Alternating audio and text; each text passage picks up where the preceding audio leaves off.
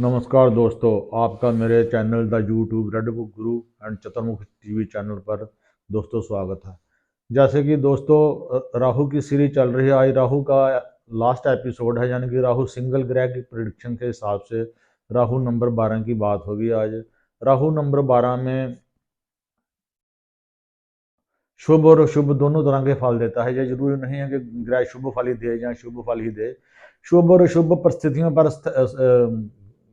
परिस्थितियों पर निर्भर करता है कि राहु के पक्के घर में या राहु के उच्च घर में या राहु के सामने कौन सा ग्रह बैठा है या कौन सा शत्रु है या कौन सा दुश्मन है, कौन उससे निभाएगा कौन उससे नहीं निभाएगा। ये ऐसी परिस्थितियों पर रहता है। जैसे कि रेड बुक की 1939 वाली पोइट्री में भी बड़ा खूबसूरत लिखा है कि पक्का घर है राहु का, जहाँ पे कोयले, हाथी, समंदर या तेंदुआ, जहाँ खोपड़ी के बारे में विचार ज्यादा किया जाता है।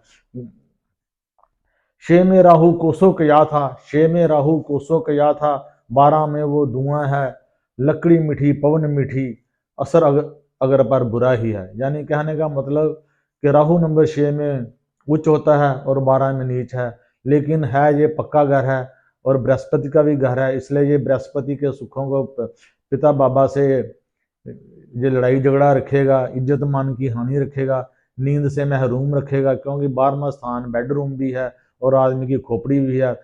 दिमाग में तरह तरह के विचार गंदे मंदे चलते रहेंगे, इसको सपने अच्छे नहीं आएंगे, गंदे सपने आएंगे। कभी कभी मकान गिर गया, कभी पोटी में लिबड़ा हुआ है, कभी मंजे में पेशाब निकल गया, इस तरह की बातें जो ऐसा होती रहती हैं। और अगर मंगल 12 में आ जाए तो फिर ये राहु चुप हो जाता है, फिर ये उम्दा फल देना चालू कर देता है। क्यों कि मंगल एक अंकुश है जो राहु के ऊपर महावत की तरह काम करता है, इसको कंट्रोल करता है।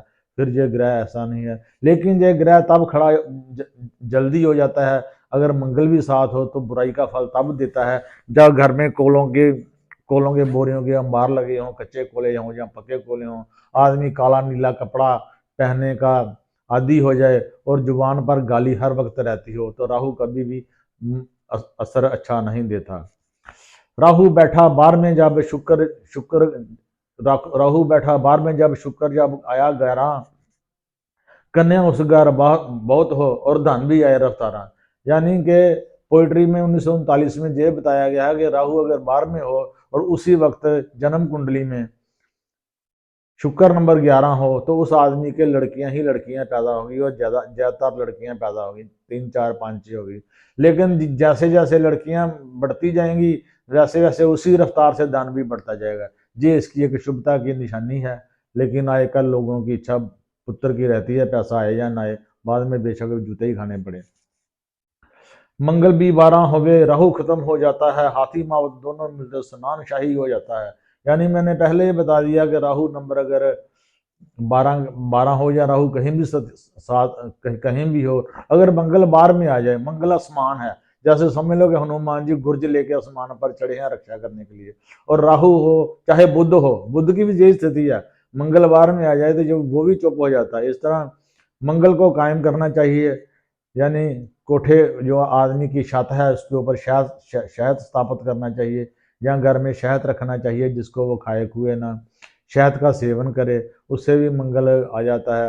अगर कोई साधु हाथी लेकर बाजार में निकले, कभी मिले, तो उसके माथे पर सिंदूर चढ़ा दे, उसके मालिक को भी कोई मीठी चीज खिलाए मंगल की, इससे भी राहु शांत हो जाता है। कभी राहु मिले उसको गन्ने का सेवन कराए, गन्ने चुपाए, गन्ने चूपने से राहु बहुत खुश होता है। इस तरह की चीजें भी बताई गई हैं।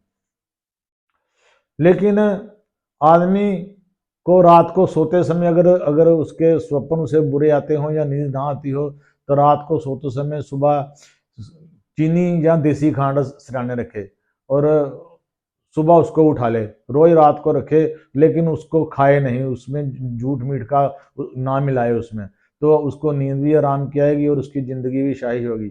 राहु 12 जब भी शरारत करेगा रात को ही करेगा, क्योंकि ये रात को ही स्वप्न ज्यादा आते हैं, रात को ही शरारत करता है। अगर कोई एक्सीडेंट, कोई झगड़ा, लड़ाई झगड़ा होगा तो रात को होगा, और इससे बच कर रहे। अभी राहु 12वें घर में हो तो कष्ट और कारण कैसे बन जाते हैं।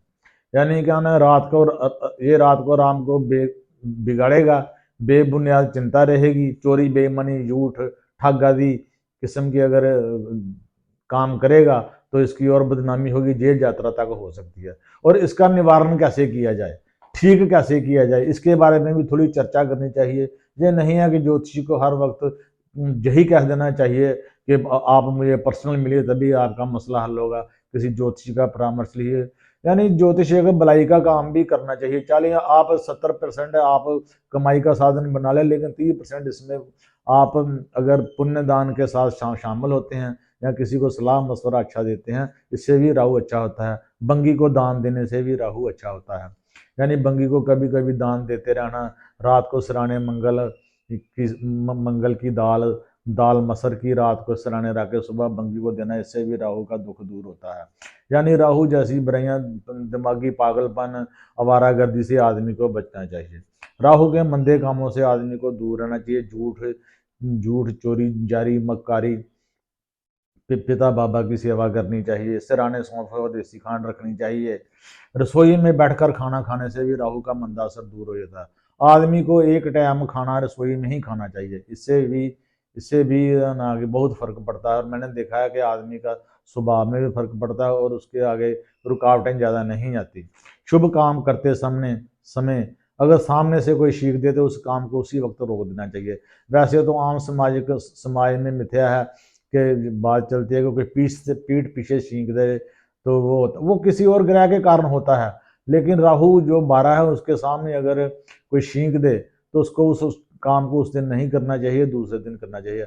आज का राहु के ऊपर चर्चा इतनी। अगर आपको जो मेरा वीडियो अच्छा लगा है तो आप इसको सब्सक्राइब करें, लाइक करें, शेयर करें, कमेंट्स करें, ताकि और लोगों तक भी ये चर्चा पहुँचे। आज का बस इतना ही। जय माता दी।